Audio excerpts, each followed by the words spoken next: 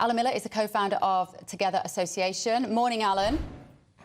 Good morning. Good morning. Are you one of those people who have concerns about this online safety bill? It has been ping-ponged back and forth through various committees and sittings at Parliament for several years. What kind of state is it in today?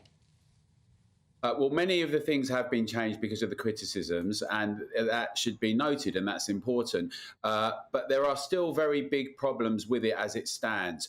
On the one hand, this is still a census charter that makes it incumbent on big tech to actually, in their terms and conditions and the mores of them, to make decisions about what is appropriate and what's not. So, for instance, your last piece on Russell Brand, there are allegations out. They've made a decision to take off his monetisation. You could see this across the board. If we look at the recent period, for instance, with the lockdown files or the counter-disinformation unit, where the government has got a spy unit on its citizens and journalists and medical people, the whole idea of suffocation of free speech, of that thing is not appropriate in our terms and conditions, maybe of people that think woke is the best way, maybe of people who think another way is the best way. All of these terms and conditions become the contours for limiting this census charter. It's also the case that the online safety bill in the law today still has within it provisions to prevent encryption, which will mean people will not be able to use WhatsApp and Signal and Telegram in their current incarnations. The ability to communicate without being detected is very important for all sorts of things, not just whistleblowers, but talking to your family and our privacy. The idea of the privacy of citizens is essential, and we see a constant attempt to limit and suffocate and restrict that. Now, you know, this is really important in the context of a free society, of free speech and free expression. We've seen many attempts to limit these things. And frankly, the online safety bill still has measures in it that should give everyone grave concerns. And we would say it together, and we've been saying that everyone should make sure that their MPs and the government hear from them.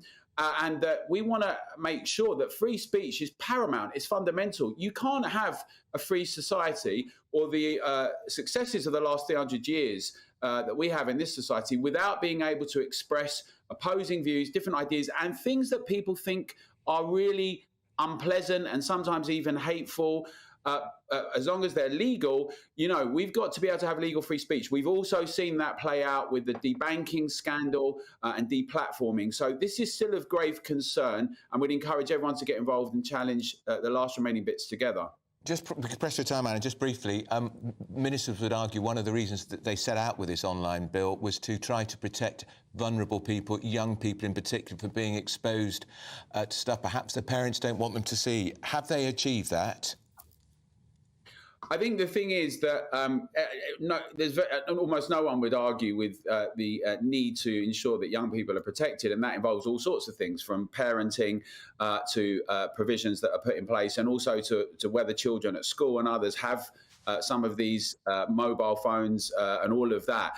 But I think the problem is when you suffocate the whole of society, when you restrict adults and everyone in society on the basis of what adults need to do to protect children, that's very problematic. So there need to be measures, and you can work out things like you have off licenses and pubs and measures like that, that people can get creative, they can get very specific.